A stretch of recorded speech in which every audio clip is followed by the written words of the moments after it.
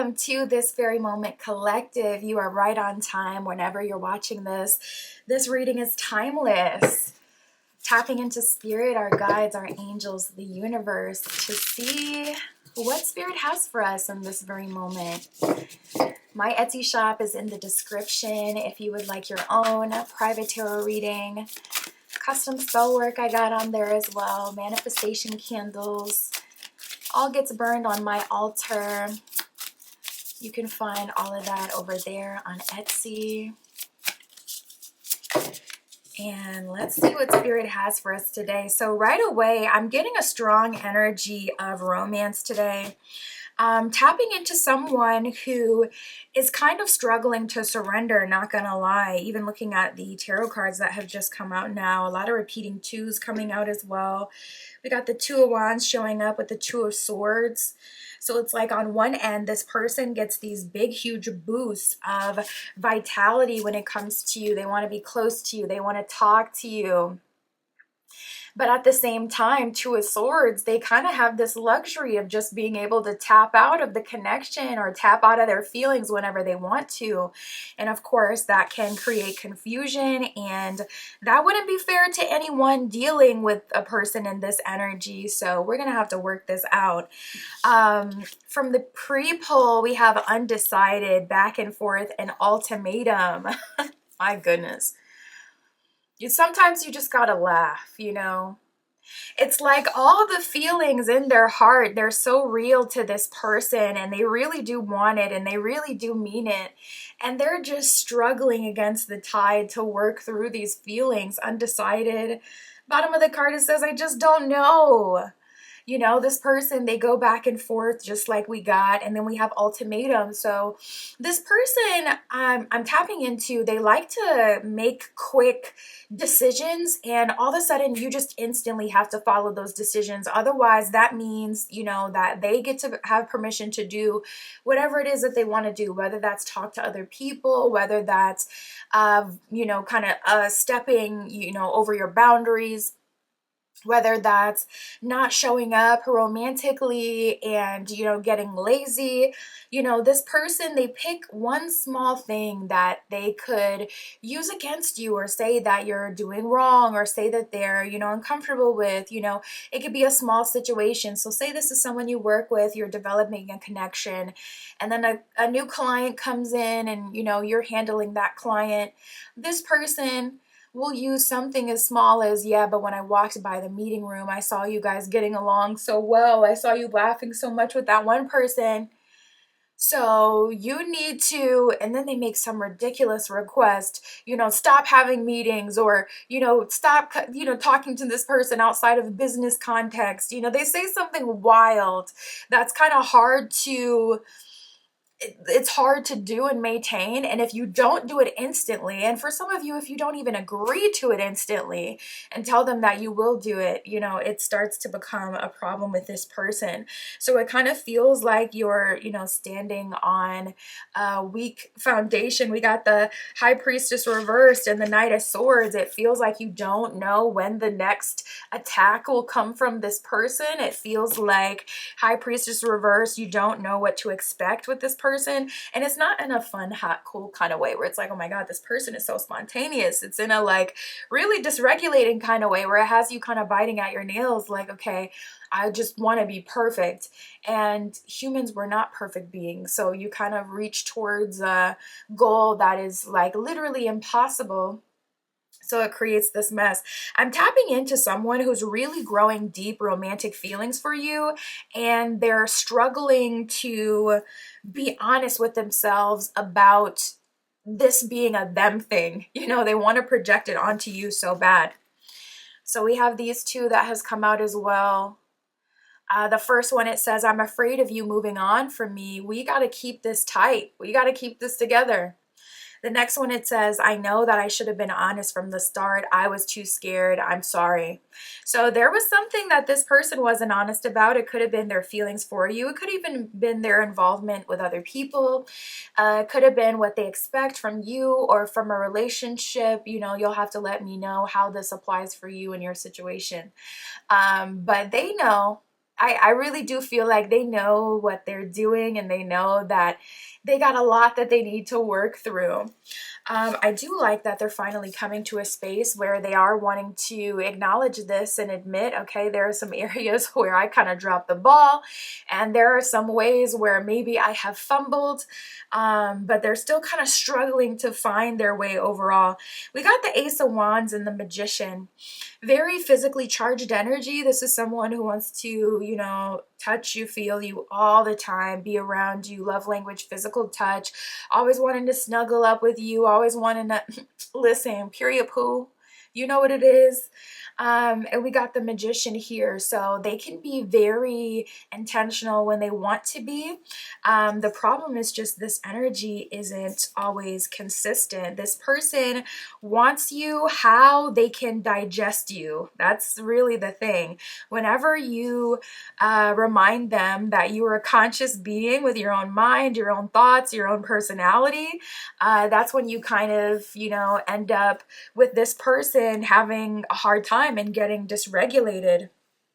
This person is having a hard time admitting your value as well. Let's get some more of their thoughts, Spirit.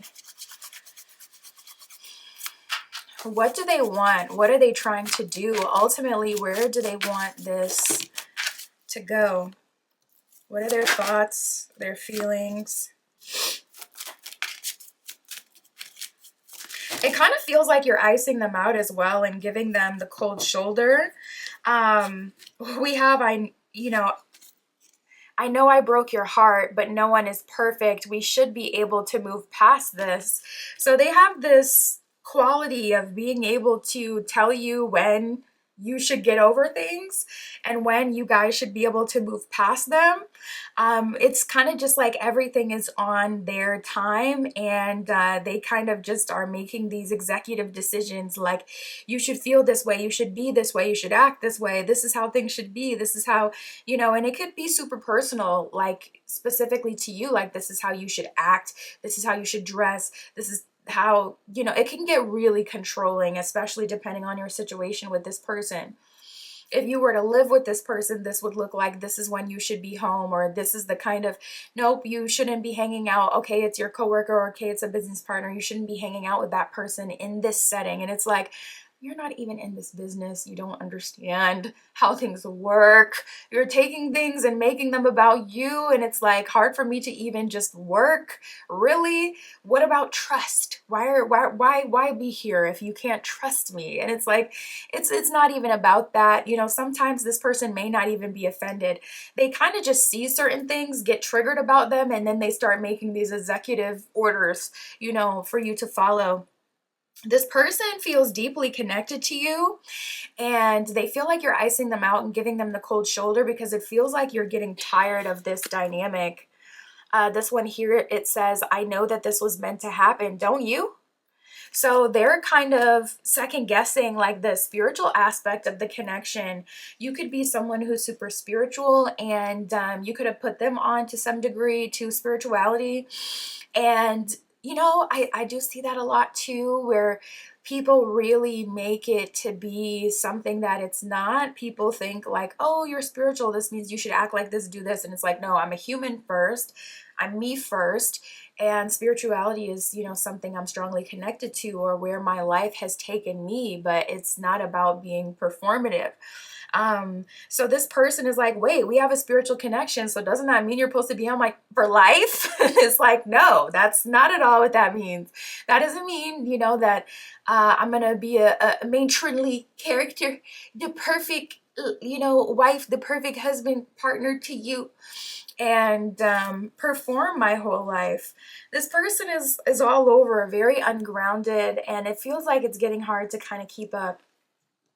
We have, I'm cocky AF. What did you think this was all about? Just look at me. You like me. That's literally what the card says. So this person heavily in their ego. And then this next one here, it's like night and day with this person. Please take me back. Give me one more chance. I will do whatever you want. So this person that is in your energy, or this person that you're dealing with, they're very dysregulated collective. They're struggling with who you are, and they're also struggling with your value. And ultimately that's because when they look at themselves, if there's in any way that they don't match you or surpass you, they feel a way about that. They're internalizing it. They're getting spooked by the amount of work that they may need to do to keep you, because you're only kind of leveling up and you're, embodying authenticity, and you have your own things that you're into, and your beauty and whatever value you kind of bring to relationships. And if they don't perceive themselves as, you know, harnessing that same value, they're going to make things really hard for you in the ways you surpass them. So like I was saying before, say you have a, coworker, you're going on a business meeting and it's all business, but this person, you also, they have access to seeing you, so they can take things and interpret them wrong. And it's like, they're just taking it so wrong. And it's like, this is in business. And they just refuse to understand and accept that. They want kind of everything to be about them.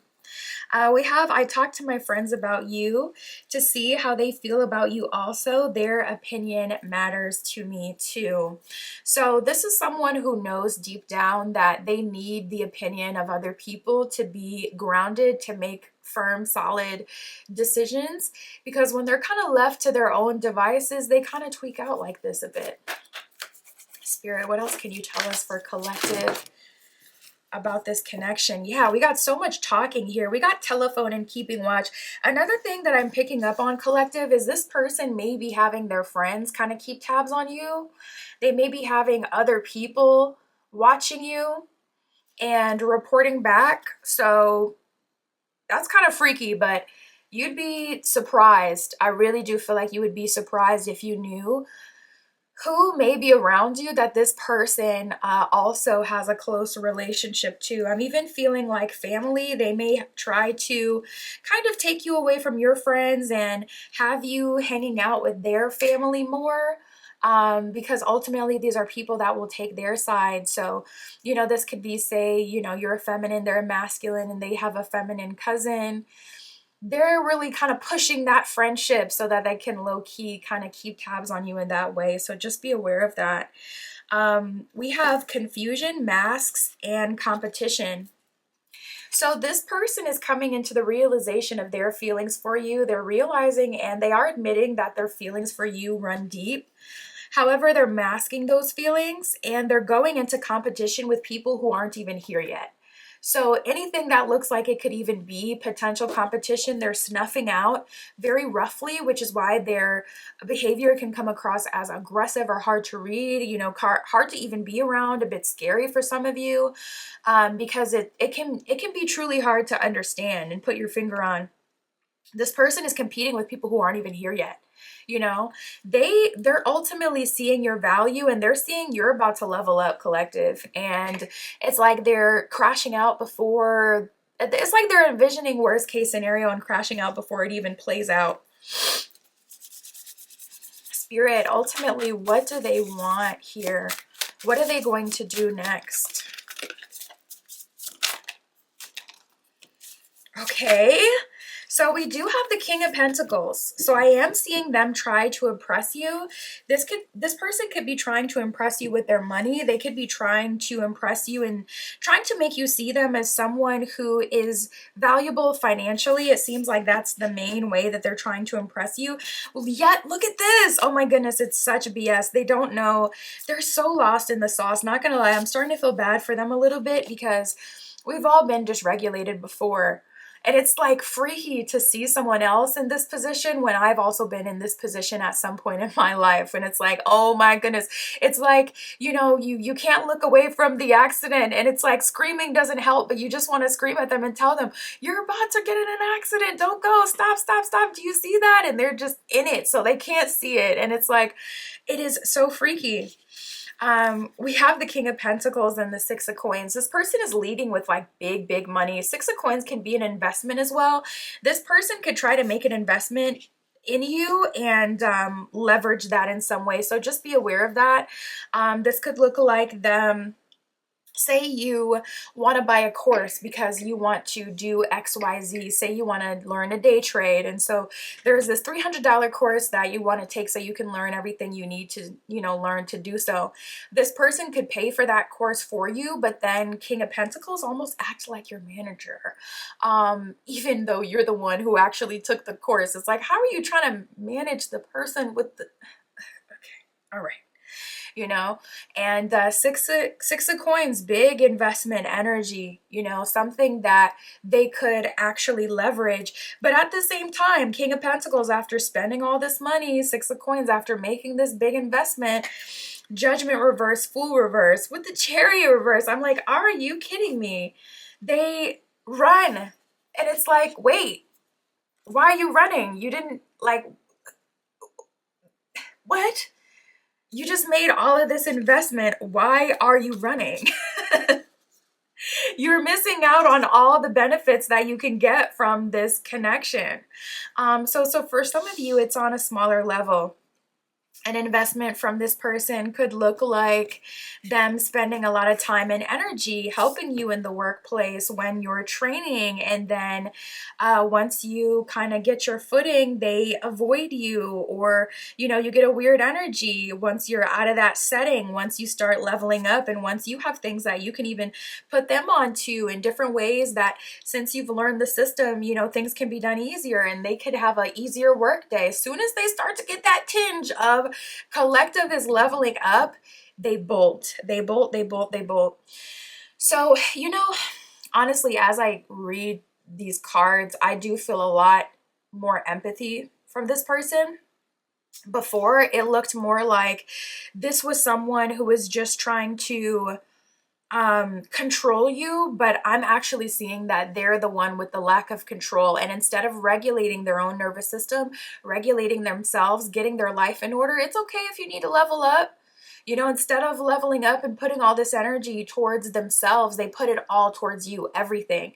The investment that they could be, they could easily leverage that same $300, whatever it is, that same investment into themselves and make themselves better so they can feel really confident even as you're leveling up. But instead of doing that, they channel everything towards you. But that also means that when you see high levels of success, it just regulates them just the same, and they start crashing out, and they start putting all these, rules onto you. And it seemed different in the beginning of the spread. It seemed more based in ego, but now I'm seeing that this person is really not in the ego, because they're not in their conscious mind saying this is the way it needs to be. They're actually very dysregulated in their anima, in their impulse, in their natural kind of just reaction to regular earthly stimuli. So this is actually not at all what I thought it was in the beginning. You may be seeing some repeating sixes as well. We got the Six of Coins and the Six of Wands that has come out reversed. High Priestess reversed, Six of Wands reversed. Ultimately they want to be a part of your story. They want to help you. They want to be close to you, and they're freaking out, seeing your value and feeling a little bit of, I feel like it's triggering some personal shame. Like, I don't know that I'll ever have as much charisma as Collective, as many friends, or make this accomplishment that they have. I don't know that I'll ever learn of the things that they've learned in terms of their health, that they're able to leverage and look better and eat better and live longer, and the things that they're interested in, even just your home. Spirit is saying, like, the most basic thing will trigger them. Oh, I didn't even notice the camera had gone blurry at some point.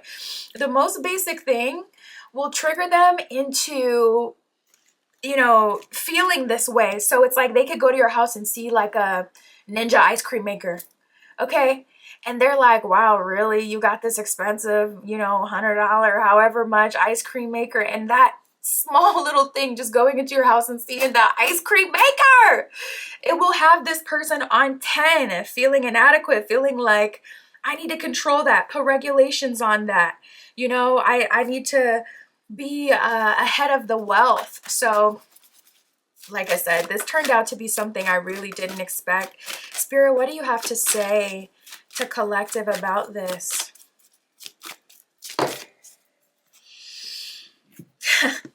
We got planting seeds and cherishing the self. So Spirit's like collective, all collective needs to do is continue to do collective. That's it. Continue to do you. Continue to plant seeds and don't allow anyone to put a cap on your success or a cap on how much you can make, how much you can do, who you can talk to, this and that.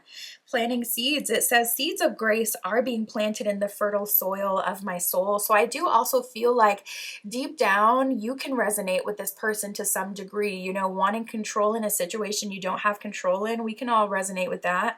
So I feel like you're developing grace and understanding for this person. And ultimately, cherishing yourself is going to be the best way to navigate with this, whatever way that looks like for you.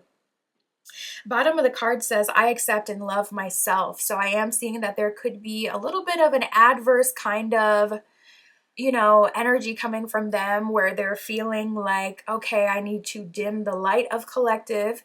And Spirit is saying, we will continue to cherish ourselves. That will continue to level us up and double our abundance again and again and again.